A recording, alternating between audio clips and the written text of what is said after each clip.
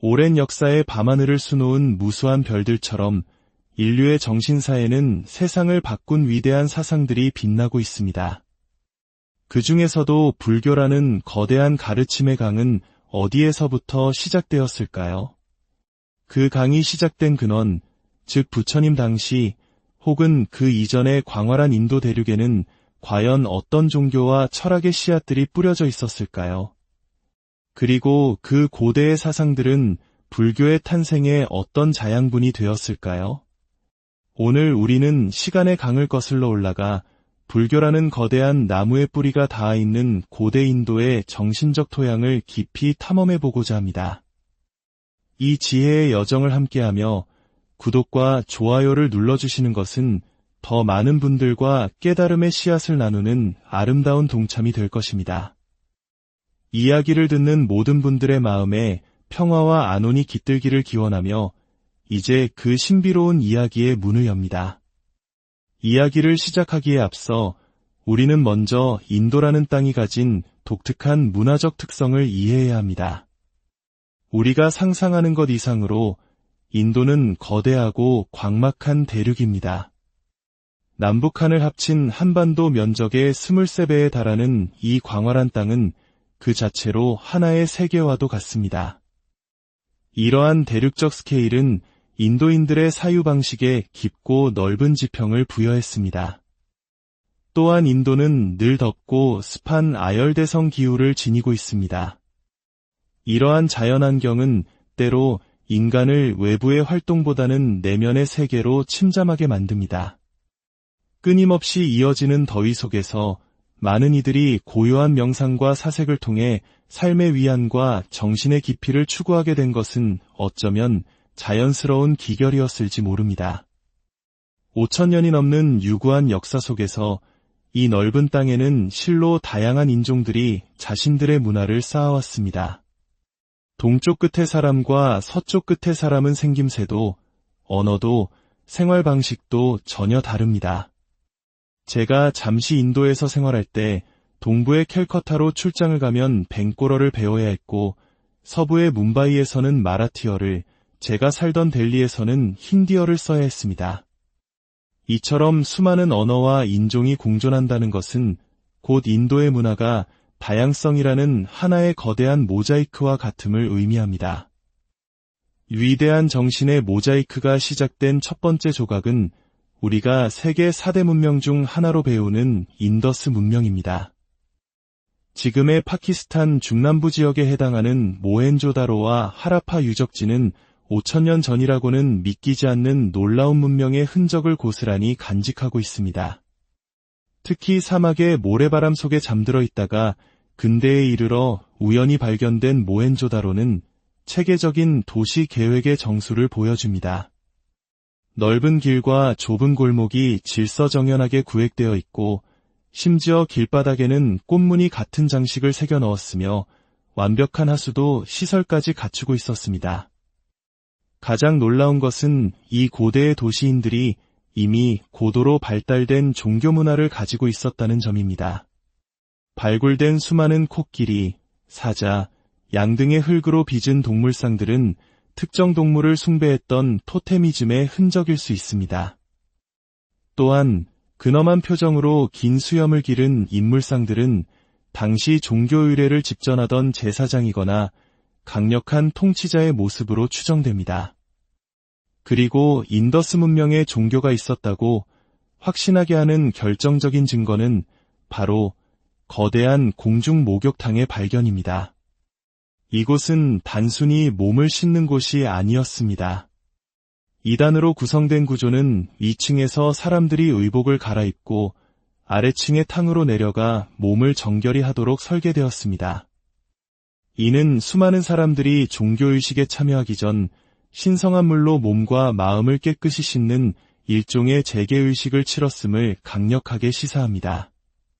비록 그들의 신이 누구였고 어떤 기도를 올렸는지는 정확히 알 수 없지만 인더스인들의 삼깁수기 신앙이 자리 잡고 있었음은 분명합니다. 약 4,500년 전 인더스 문명이 역사의 뒤안길로 사라진 후 인도 대륙에는 거대한 변화의 물결이 밀려옵니다. 바로 중앙아시아 코카서스 북부의 유목민이었던 아리안 민족의 이동입니다.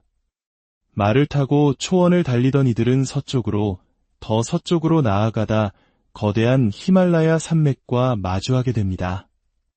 여기서 그들의 운명은 둘로 갈라집니다. 한 무리는 히말라야를 넘어 인도 대륙으로 진입하여 새로운 정복자가 되었고, 다른 한 무리는 서쪽으로 더 나아가 중근동과 유럽으로 건너가 오늘날 유럽인의 조상이 되었습니다. 인도에 정착한 아리안들은 원주민들을 정복하고 자신들의 문명을 이식하기 시작했습니다.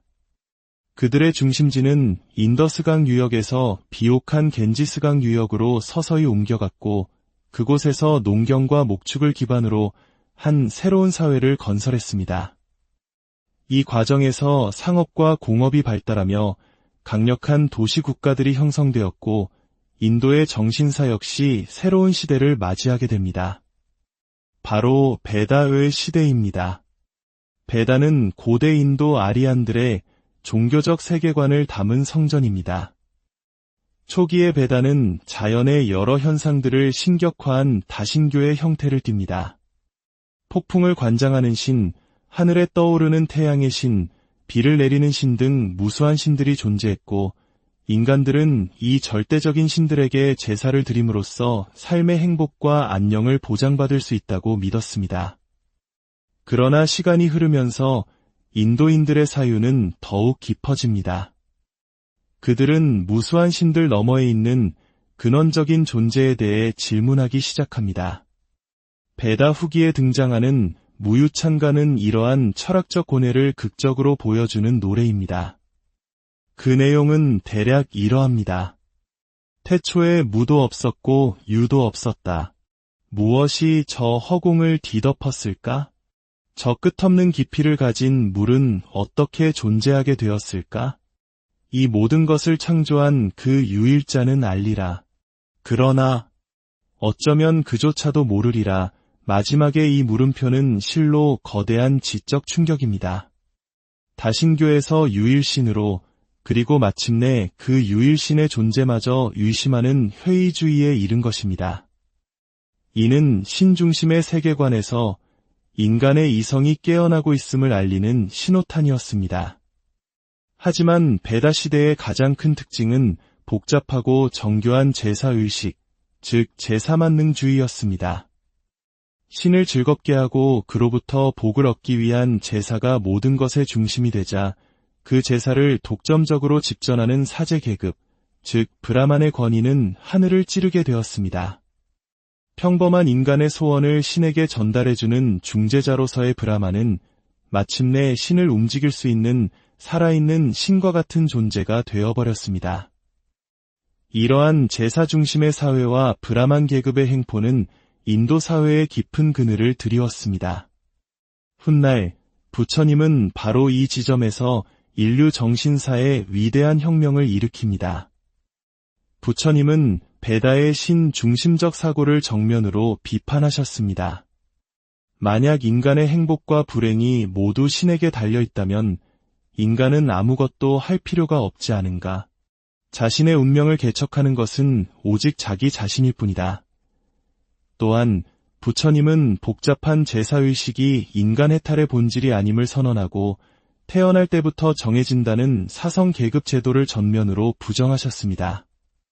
이는 당시로서는 상상하기 어려운 실로 급진적이고 혁명적인 가르침이었습니다.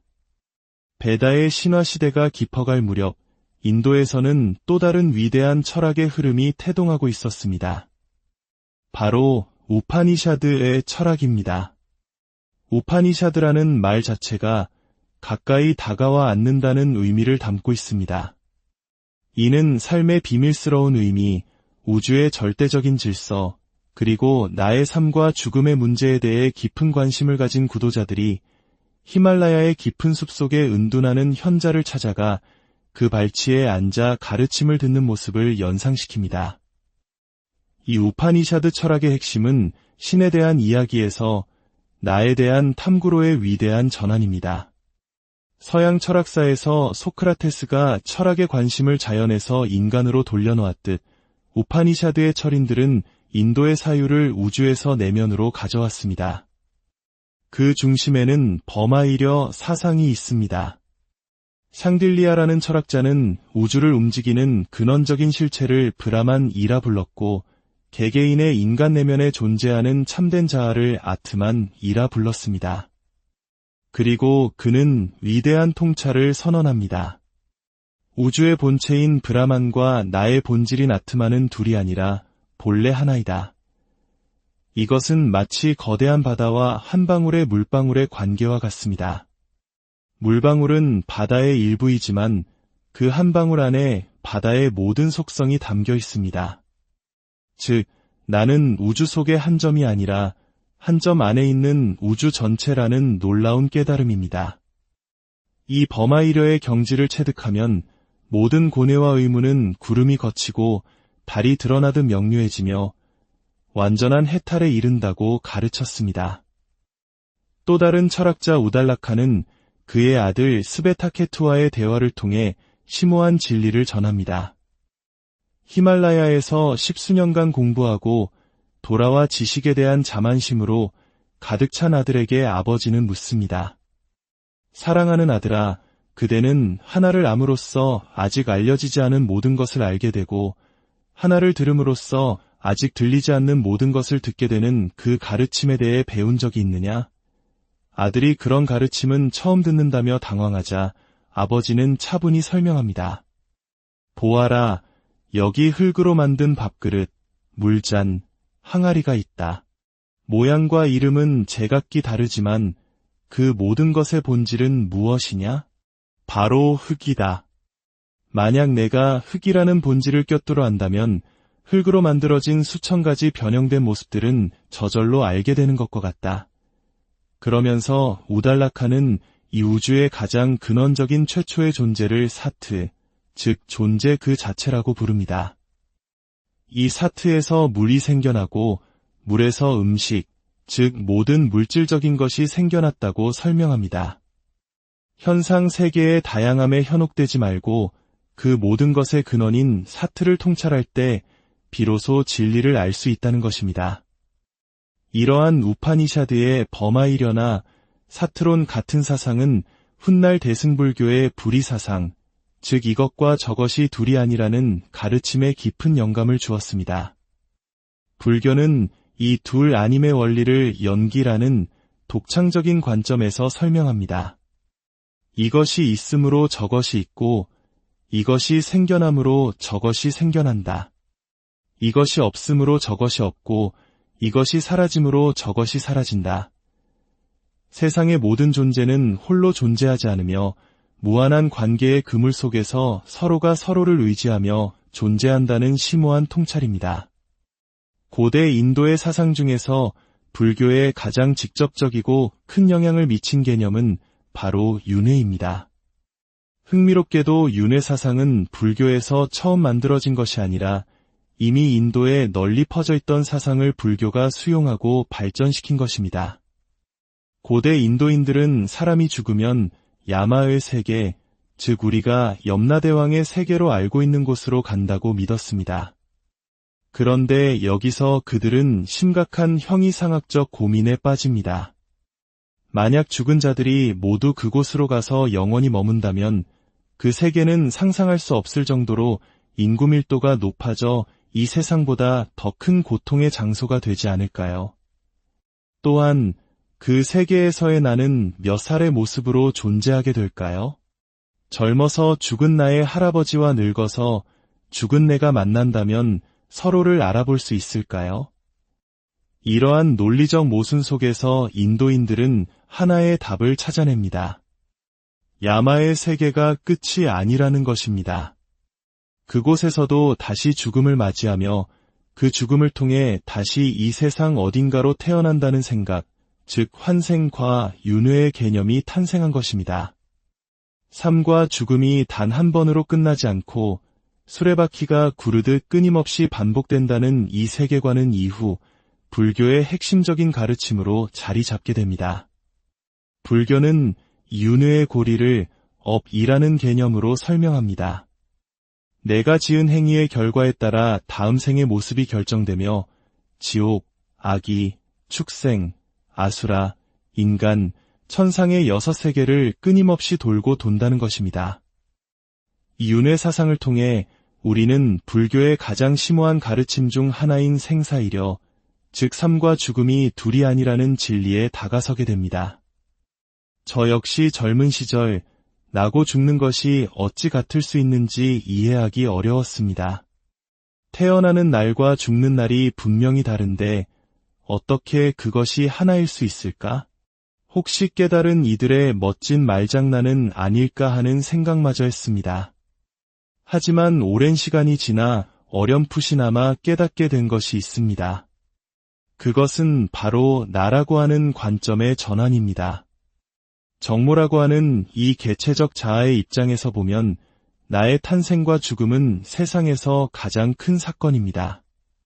하지만 시야를 넓혀 전체 우주의 입장에서 본다면 어떨까요? 70억 인구 중에 하나, 나아가 풀 한 포기, 벌레 한 마리까지 포함한 무량한 생명의 흐름 속에서 나라는 존재의 죽음은 거대한 강물에 있는 작은 물거품 하나에 지나지 않을 것입니다. 우리 역사 속의 김구 선생이나 안중근 의사와 같은 분들을 생각해 봅니다. 그분들은 나라는 개인의 안위보다 대한민국이라는 더 큰 자아, 즉 사회적 자아를 위해 기꺼이 목숨을 바쳤습니다. 그분들은 개체적 자아를 넘어 국가적 자아로 자신을 승화시킨 분들입니다. 부처님의 가르침은 여기서 한 걸음 더 나아가 국가적 자아마저 넘어선 우주적 자아의 회복을 말합니다. 내가 우주적 생명의 거대한 흐름 자체임을 깨달을 때 나라는 개체의 탄생과 죽음에 대한 집착은 사라집니다. 나는 본래 생명의 바다에서 왔다가 다시 그 바다로 돌아갈 뿐입니다. 이 거대한 관점에서 보면 삶과 죽음은 더 이상 대립하는 두 개의 사건이 아니라 영원한 생명의 흐름 속에서 나타나는 두 가지 모습일 뿐입니다. 이것이 바로 생사이려의 진정한 의미일 것입니다. 더 나아가 우리는 이 윤회를 상징적으로 이해할 수도 있습니다. 우리의 하루하루가 바로 윤회의 축소판입니다. 출근길 만원 지하철에서 사람들에게 치이고 시달릴 때 그곳은 나에게 고통스러운 지옥입니다. 반면 아름다운 음악을 들으며 깊은 평화를 느낄 때 나의 마음은 천상에 머뭅니다. 허겁지겁 배고픔을 채우기 위해 음식을 탐할 때 우리는 아기의 모습을 하고 있습니다. 이처럼 우리의 마음은 하루에도 몇 번씩 천상과 지옥, 6세계를 오갑니다. 우리의 일생 또한 마찬가지입니다. 희망과 절망, 기쁨과 슬픔이 교차하는 우리네 삶 자체가 바로 육도윤회의 여정인 것입니다.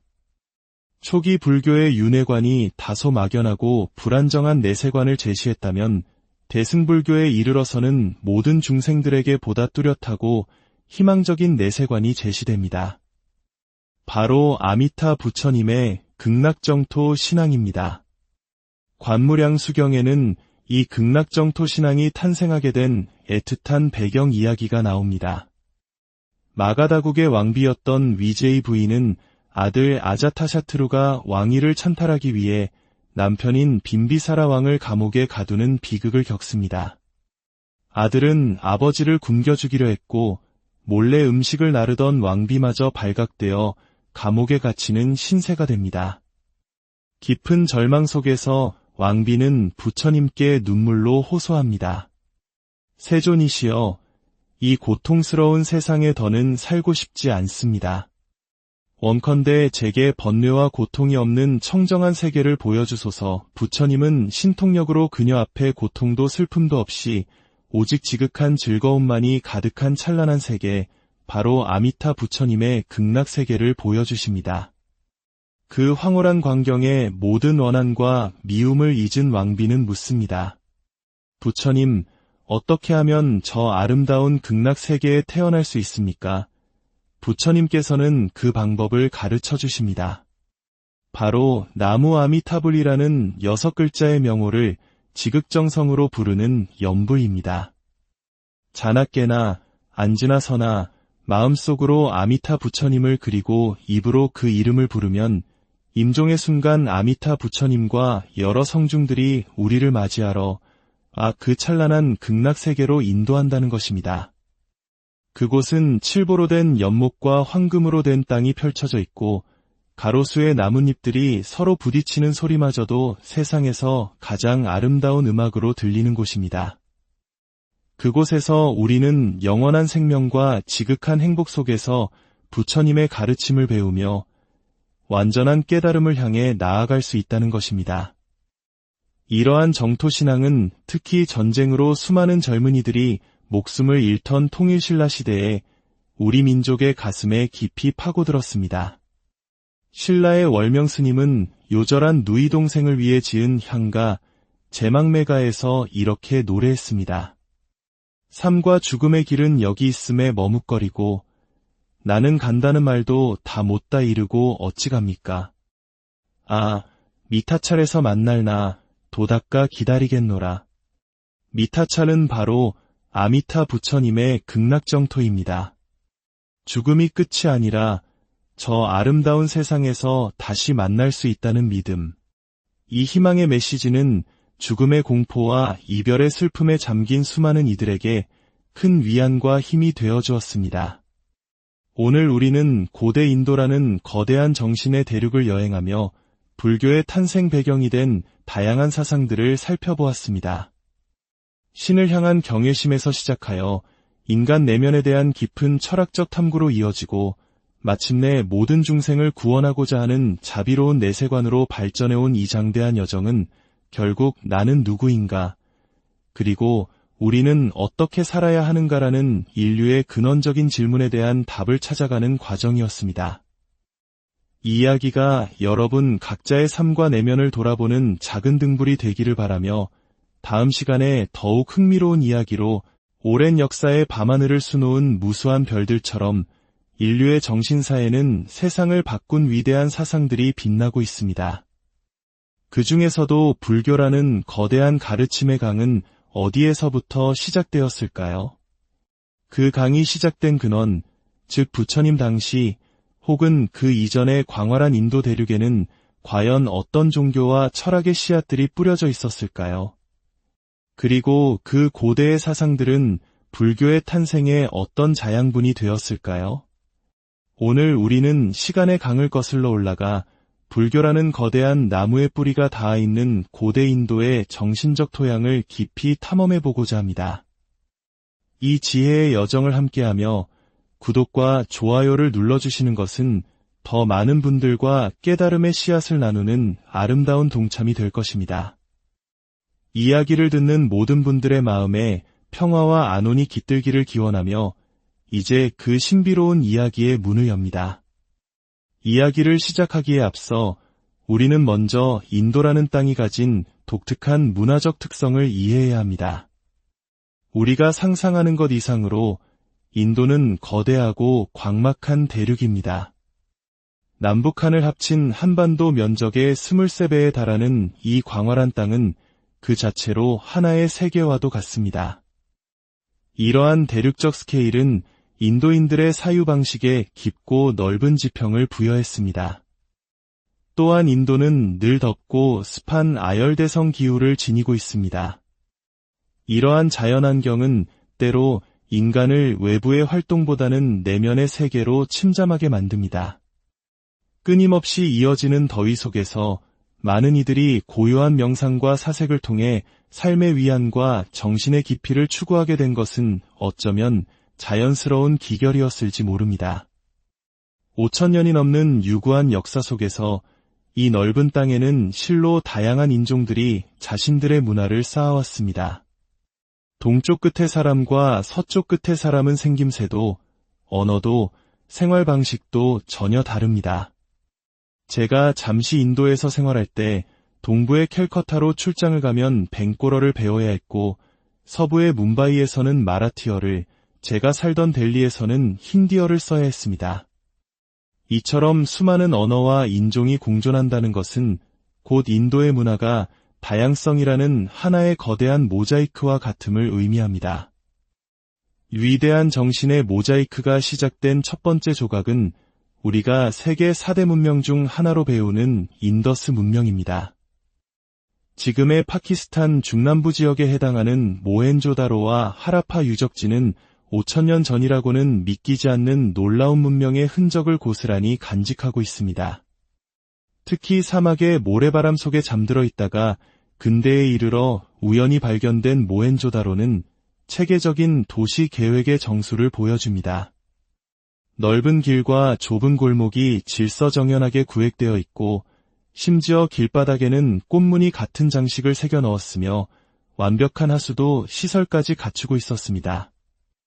가장 놀라운 것은 이 고대의 도시인들이 이미 고도로 발달된 종교 문화를 가지고 있었다는 점입니다.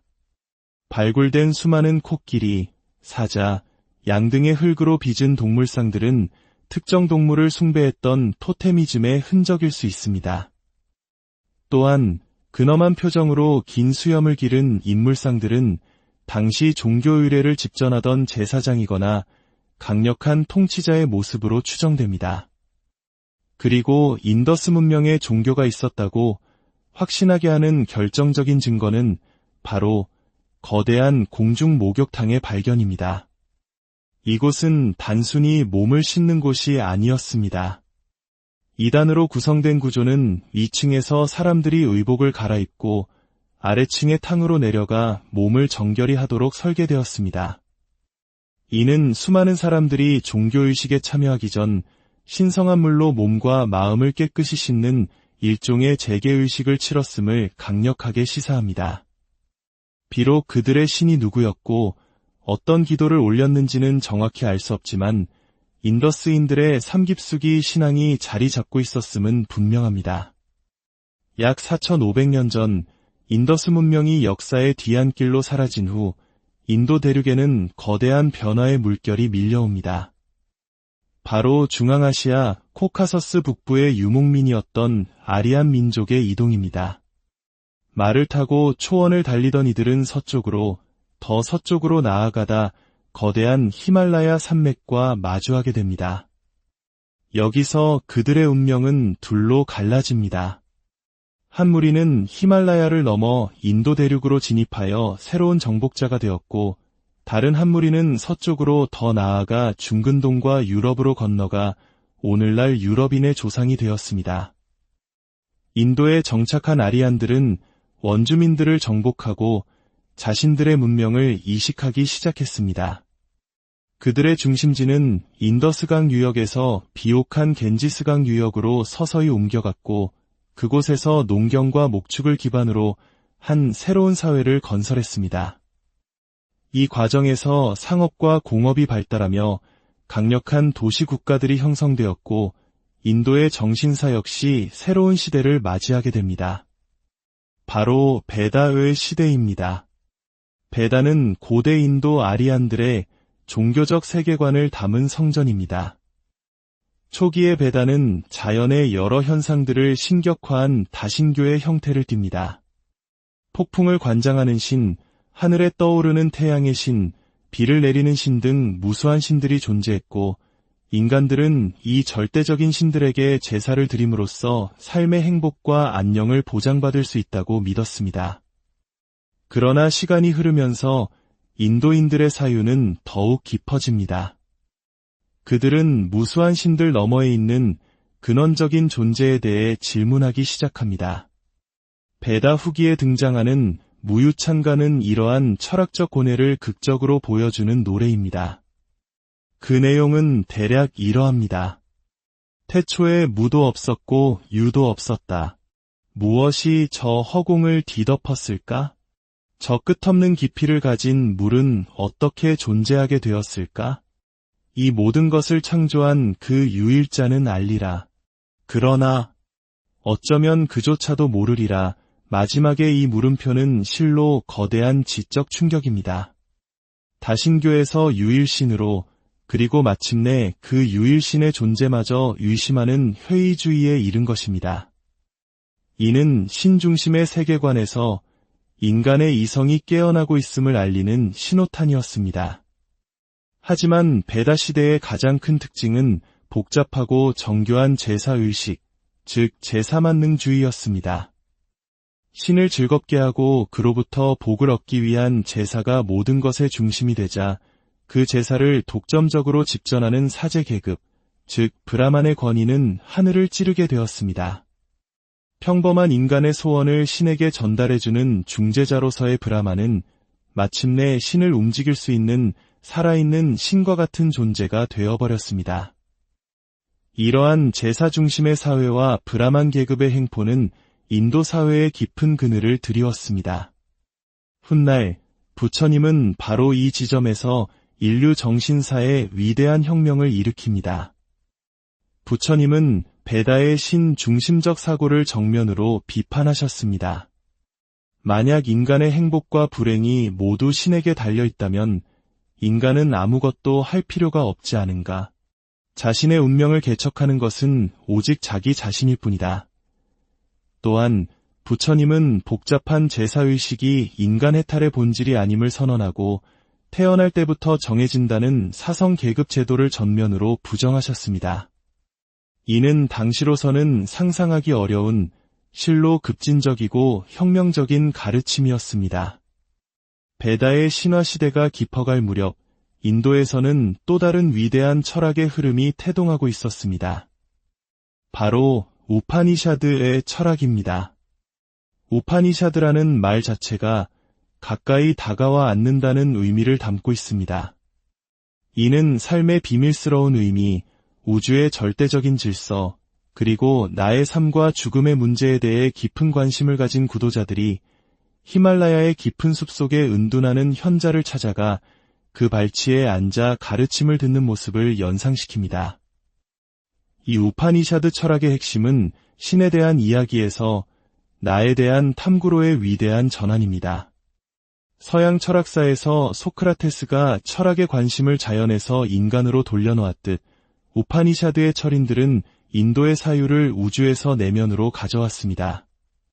그 중심에는 버마이려 사상이 있습니다.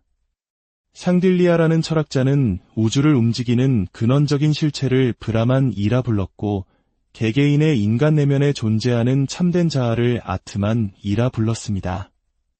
그리고 그는 위대한 통찰을 선언합니다. 우주의 본체인 브라만과 나의 본질인 아트만은 둘이 아니라 본래 하나이다. 이것은 마치 거대한 바다와 한 방울의 물방울의 관계와 같습니다. 물방울은 바다의 일부이지만 그 한 방울 안에 바다의 모든 속성이 담겨 있습니다. 즉, 나는 우주 속의 한 점이 아니라 한 점 안에 있는 우주 전체라는 놀라운 깨달음입니다. 이 버마이려의 경지를 체득하면 모든 고뇌와 의무는 구름이 걷히고 달이 드러나듯 명료해지며 완전한 해탈에 이른다고 가르쳤습니다. 또 다른 철학자 우달라카는 그의 아들 스베타케투와의 대화를 통해 심오한 진리를 전합니다. 히말라야에서 10수년간 공부하고 돌아와 지식에 대한 자만심으로 가득 찬 아들에게 아버지는 묻습니다. 사랑하는 아들아, 그대는 하나를 암으로써 아직 알려지지 않은 모든 것을 알게 되고 하나를 들음으로써 아직 들리지 않는 모든 것을 듣게 되는 그 가르침에 대해 배운 적이 있느냐?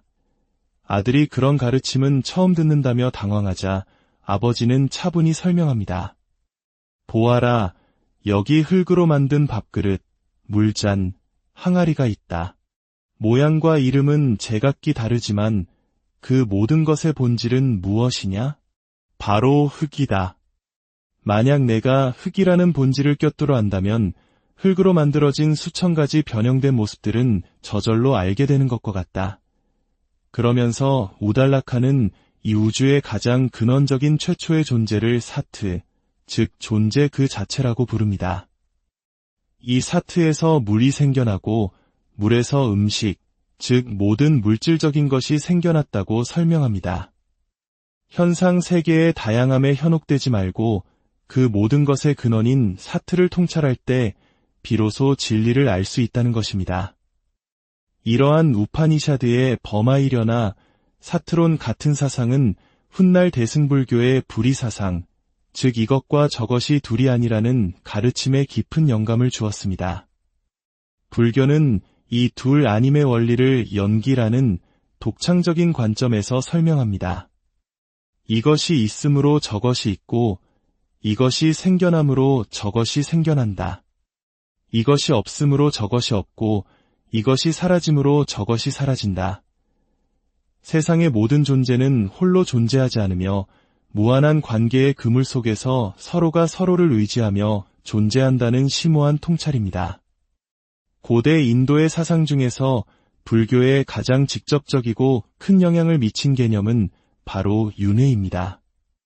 흥미롭게도 윤회 사상은 불교에서 처음 만들어진 것이 아니라 이미 인도에 널리 퍼져 있던 사상을 불교가 수용하고 발전시킨 것입니다. 고대 인도인들은 사람이 죽으면 야마의 세계, 즉 우리가 염라대왕의 세계로 알고 있는 곳으로 간다고 믿었습니다. 그런데 여기서 그들은 심각한 형이상학적 고민에 빠집니다. 만약 죽은 자들이 모두 그곳으로 가서 영원히 머문다면 그 세계는 상상할 수 없을 정도로 인구 밀도가 높아져 이 세상보다 더 큰 고통의 장소가 되지 않을까요? 또한 그 세계에서의 나는 몇 살의 모습으로 존재하게 될까요? 젊어서 죽은 나의 할아버지와 늙어서 죽은 내가 만난다면 서로를 알아볼 수 있을까요? 이러한 논리적 모순 속에서 인도인들은 하나의 답을 찾아냅니다. 야마의 세계가 끝이 아니라는 것입니다. 그곳에서도 다시 죽음을 맞이하며 그 죽음을 통해 다시 이 세상 어딘가로 태어난다는 생각, 즉 환생과 윤회의 개념이 탄생한 것입니다. 삶과 죽음이 단 한 번으로 끝나지 않고 수레바퀴가 구르듯 끊임없이 반복된다는 이 세계관은 이후 불교의 핵심적인 가르침으로 자리 잡게 됩니다. 불교는 윤회의 고리를 업이라는 개념으로 설명합니다. 내가 지은 행위의 결과에 따라 다음 생의 모습이 결정되며 지옥, 아기, 축생, 아수라, 인간, 천상의 6세계를 끊임없이 돌고 돈다는 것입니다. 이 윤회 사상을 통해 우리는 불교의 가장 심오한 가르침 중 하나인 생사이려, 즉 삶과 죽음이 둘이 아니라는 진리에 다가서게 됩니다. 저 역시 젊은 시절 나고 죽는 것이 어찌 같을 수 있는지 이해하기 어려웠습니다. 태어나는 날과 죽는 날이 분명히 다른데 어떻게 그것이 하나일 수 있을까? 혹시 깨달은 이들의 멋진 말장난은 아닐까 하는 생각마저 했습니다. 하지만 오랜 시간이 지나 어렴풋이나마 깨닫게 된 것이 있습니다. 그것은 바로 나라고 하는 관점의 전환입니다. 정모라고 하는 이 개체적 자아의 입장에서 보면 나의 탄생과 죽음은 세상에서 가장 큰 사건입니다. 하지만 시야를 넓혀 전체 우주의 입장에서 본다면 어떨까요? 70억 인구 중에 하나, 나아가 풀 한 포기, 벌레 한 마리까지 포함한 무량한 생명의 흐름 속에서 나라는 존재의 죽음은 거대한 강물에 있는 작은 물거품 하나에 지나지 않을 것입니다. 우리 역사 속의 김구 선생이나 안중근 의사와 같은 분들을 생각해 봅니다. 그분들은 나라는 개인의 안위보다 대한민국이라는 더 큰 자아, 즉 사회적 자아를 위해 기꺼이 목숨을 바쳤습니다. 그분들은 개체적 자아를 넘어 국가적 자아로 자신을 승화시킨 분들입니다. 부처님의 가르침은 여기서 한 걸음 더 나아가 국가적 자아마저 넘어선 우주적 자아의 회복을 말합니다. 내가 우주적 생명의 거대한 흐름 자체임을 깨달을 때 나라는 개체의 탄생과 죽음에 대한 집착은 사라집니다. 나는 본래 생명의 바다에서 왔다가 다시 그 바다로 돌아갈 뿐입니다. 이 거대한 관점에서 보면 삶과 죽음은 더 이상 대립하는 두 개의 사건이 아니라 영원한 생명의 흐름 속에서 나타나는 두 가지 모습일 뿐입니다. 이것이 바로 생사이려의 진정한 의미일 것입니다. 더 나아가 우리는 이 윤회를 상징적으로 이해할 수도 있습니다. 우리의 하루하루가 바로 윤회의 축소판입니다. 출근길 만원 지하철에서 사람들에게 치이고 시달릴 때 그곳은 나에게 고통스러운 지옥입니다. 반면 아름다운 음악을 들으며 깊은 평화를 느낄 때 나의 마음은 천상에 머뭅니다. 허겁지겁 배고픔을 채우기 위해 음식을 탐할 때 우리는 아기의 모습을 하고 있습니다. 이처럼 우리의 마음은 하루에도 몇 번씩 천상과 지옥, 6세계를 오갑니다. 우리의 일생 또한 마찬가지입니다. 희망과 절망, 기쁨과 슬픔이 교차하는 우리네 삶 자체가 바로 육도윤회의 여정인 것입니다. 초기 불교의 윤회관이 다소 막연하고 불안정한 내세관을 제시했다면 대승불교에 이르러서는 모든 중생들에게 보다 뚜렷하고 희망적인 내세관이 제시됩니다. 바로 아미타 부처님의 극락정토 신앙입니다. 관무량 수경에는 이 극락정토 신앙이 탄생하게 된 애틋한 배경 이야기가 나옵니다. 마가다국의 왕비였던 위제이 부인은 아들 아자타샤트루가 왕위를 찬탈하기 위해 남편인 빈비사라 왕을 감옥에 가두는 비극을 겪습니다. 아들은 아버지를 굶겨주기로 했고 몰래 음식을 나르던 왕비마저 발각되어 감옥에 갇히는 신세가 됩니다. 깊은 절망 속에서 왕비는 부처님께 눈물로 호소합니다. 세존이시여, 이 고통스러운 세상에 더는 살고 싶지 않습니다. 원컨대 제게 번뇌와 고통이 없는 청정한 세계를 보여주소서. 부처님은 신통력으로 그녀 앞에 고통도 슬픔도 없이 오직 지극한 즐거움만이 가득한 찬란한 세계, 바로 아미타 부처님의 극락세계를 보여주십니다. 그 황홀한 광경에 모든 원한과 미움을 잊은 왕비는 묻습니다. 부처님, 어떻게 하면 저 아름다운 극락세계에 태어날 수 있습니까? 부처님께서는 그 방법을 가르쳐 주십니다. 바로 나무 아미타불이라는 6글자의 명호를 지극정성으로 부르는 연불입니다. 자나깨나 앉으나 서나 마음속으로 아미타 부처님을 그리고 입으로 그 이름을 부르면 임종의 순간 아미타 부처님과 여러 성중들이 우리를 맞이하러 그 찬란한 극락세계로 인도한다는 것입니다.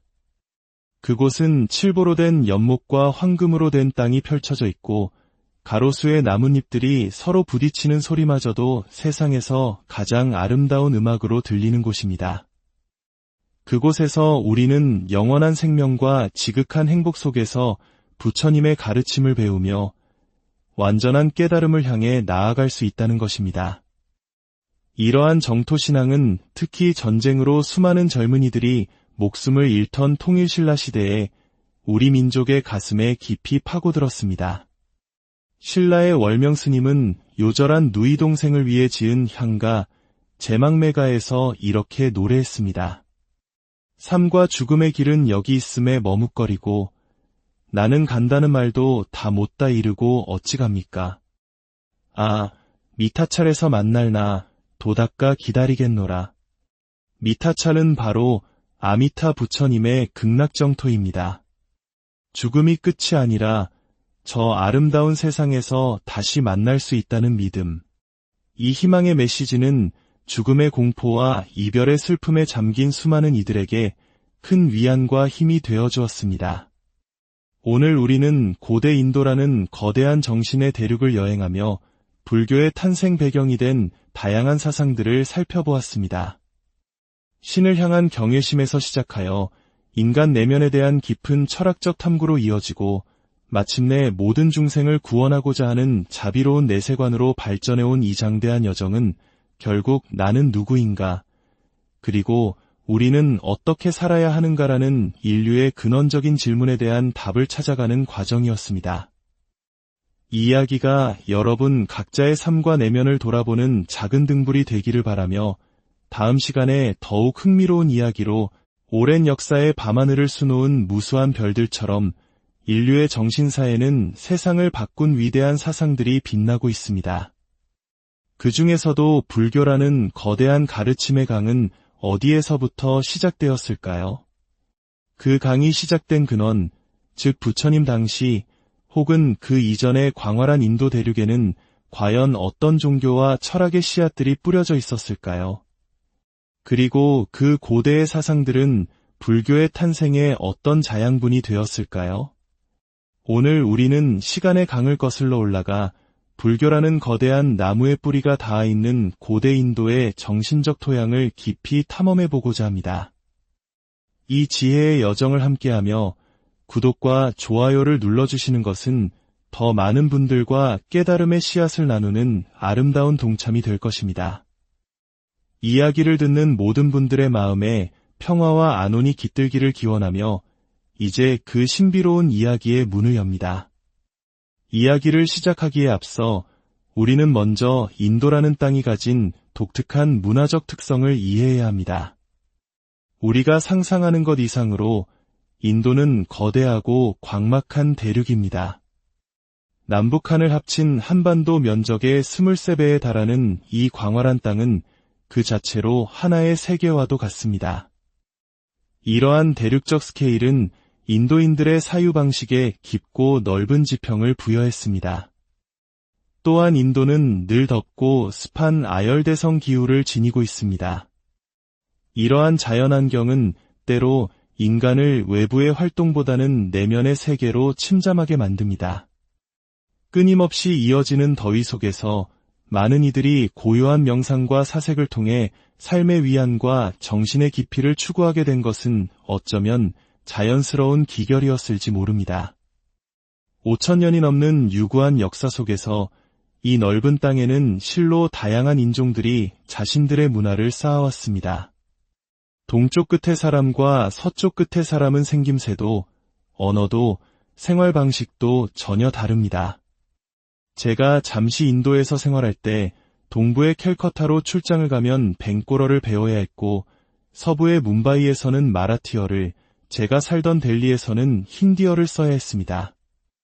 이처럼 수많은 언어와 인종이 공존한다는 것은 곧 인도의 문화가 다양성이라는 하나의 거대한 모자이크와 같음을 의미합니다. 위대한 정신의 모자이크가 시작된 첫 번째 조각은 우리가 세계 4대 문명 중 하나로 배우는 인더스 문명입니다. 지금의 파키스탄 중남부 지역에 해당하는 모헨조다로와 하라파 유적지는 5,000년 전이라고는 믿기지 않는 놀라운 문명의 흔적을 고스란히 간직하고 있습니다. 특히 사막의 모래바람 속에 잠들어 있다가 근대에 이르러 우연히 발견된 모헨조다로는 체계적인 도시 계획의 정수를 보여줍니다.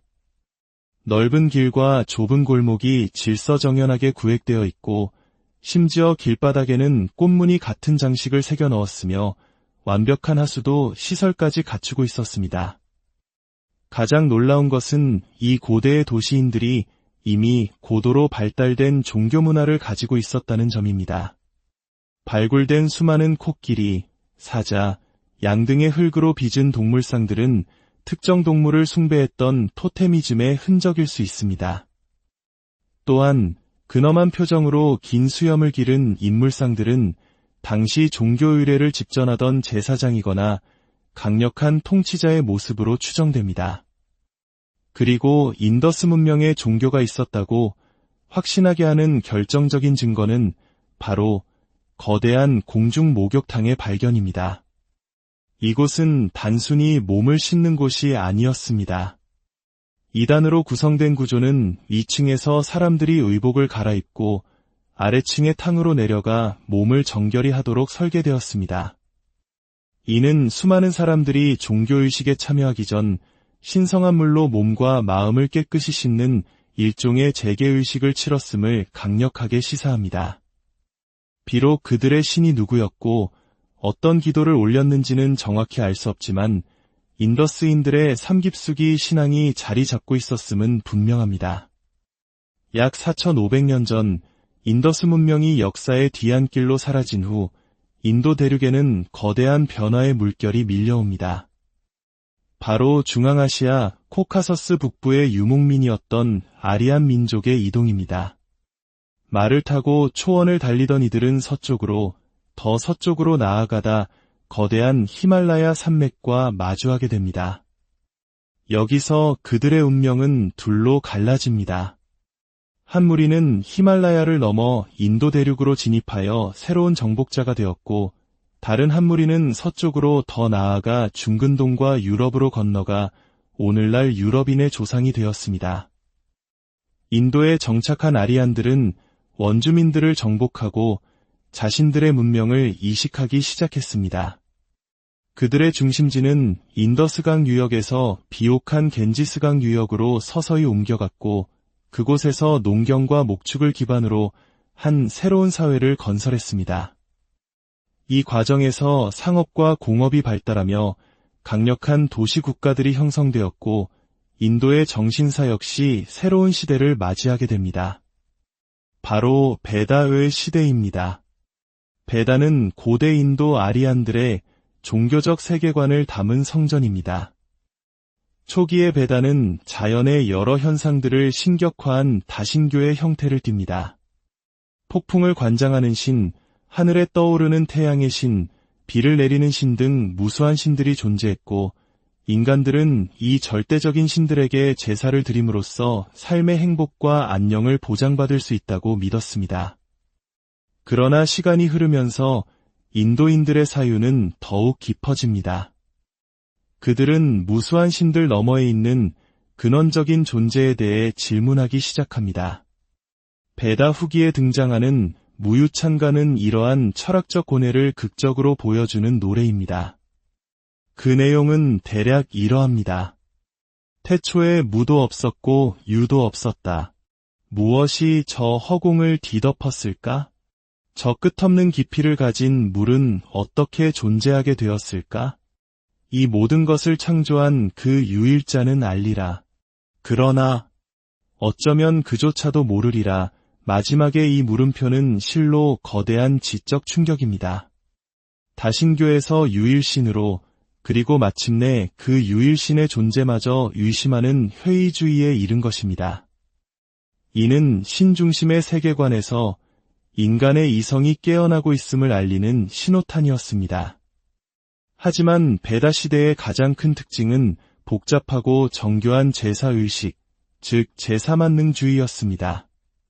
신을 즐겁게 하고 그로부터 복을 얻기 위한 제사가 모든 것의 중심이 되자 그 제사를 독점적으로 집전하는 사제 계급, 즉 브라만의 권위는 하늘을 찌르게 되었습니다. 평범한 인간의 소원을 신에게 전달해주는 중재자로서의 브라만은 마침내 신을 움직일 수 있는 살아있는 신과 같은 존재가 되어버렸습니다. 이러한 제사 중심의 사회와 브라만 계급의 행포는 인도 사회의 깊은 그늘을 드리웠습니다. 훗날 부처님은 바로 이 지점에서 인류 정신사의 위대한 혁명을 일으킵니다. 부처님은 베다의 신 중심적 사고를 정면으로 비판하셨습니다. 만약 인간의 행복과 불행이 모두 신에게 달려있다면 인간은 아무것도 할 필요가 없지 않은가? 자신의 운명을 개척하는 것은 오직 자기 자신일 뿐이다. 또한 부처님은 복잡한 제사의식이 인간 해탈의 본질이 아님을 선언하고 태어날 때부터 정해진다는 사성 계급 제도를 전면으로 부정하셨습니다. 이는 당시로서는 상상하기 어려운 실로 급진적이고 혁명적인 가르침이었습니다. 베다의 신화 시대가 깊어갈 무렵 인도에서는 또 다른 위대한 철학의 흐름이 태동하고 있었습니다. 바로 우파니샤드의 철학입니다. 우파니샤드라는 말 자체가 가까이 다가와 않는다는 의미를 담고 있습니다.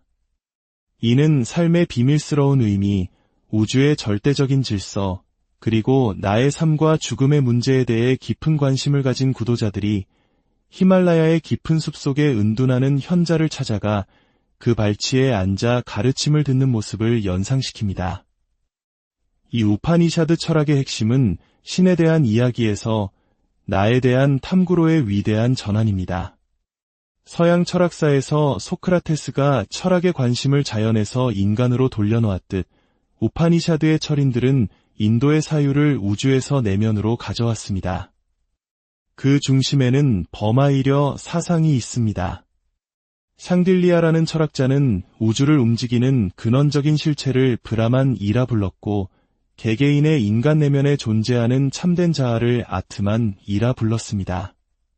그리고 그는 위대한 통찰을 선언합니다.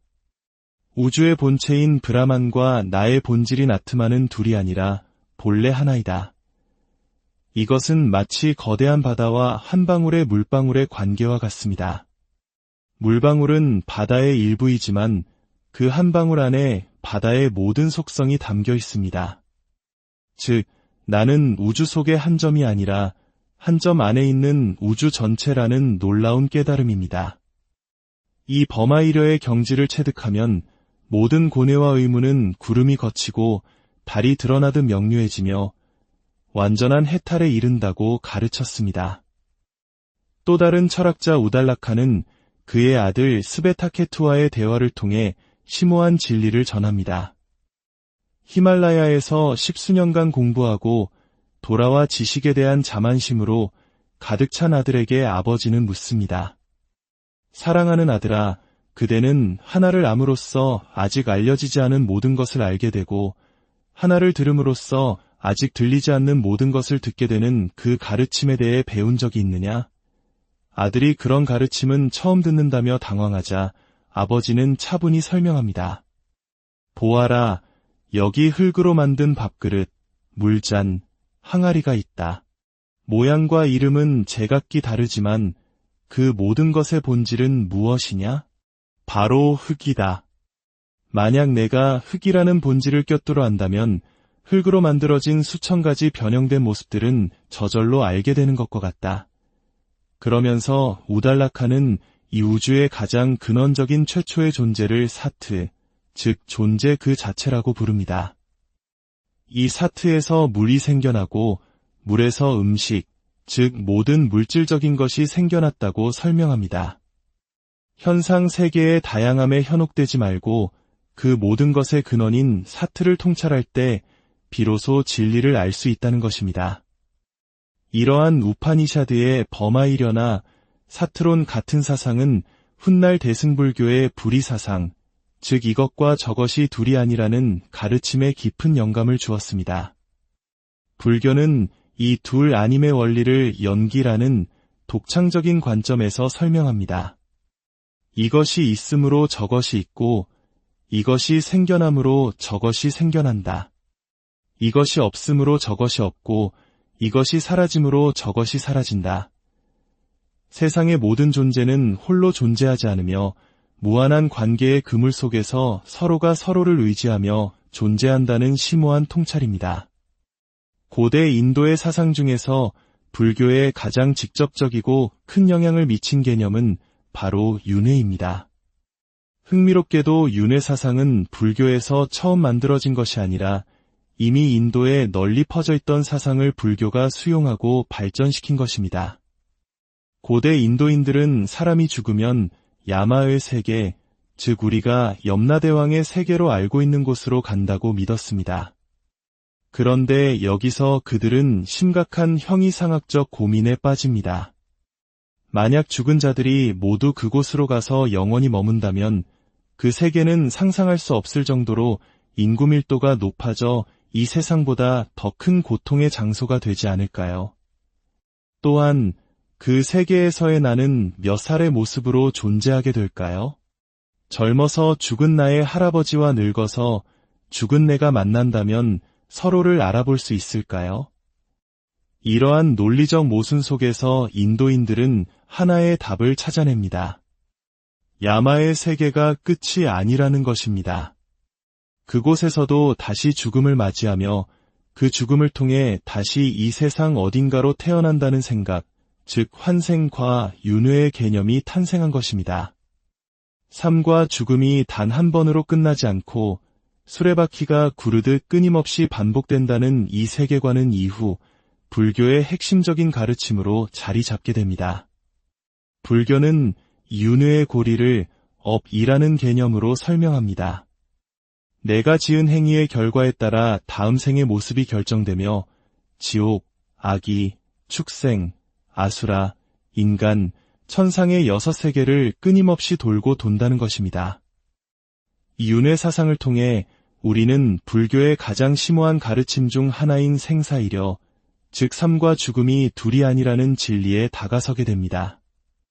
저 역시 젊은 시절 나고 죽는 것이 어찌 같을 수 있는지 이해하기 어려웠습니다. 태어나는 날과 죽는 날이 분명히 다른데 어떻게 그것이 하나일 수 있을까? 혹시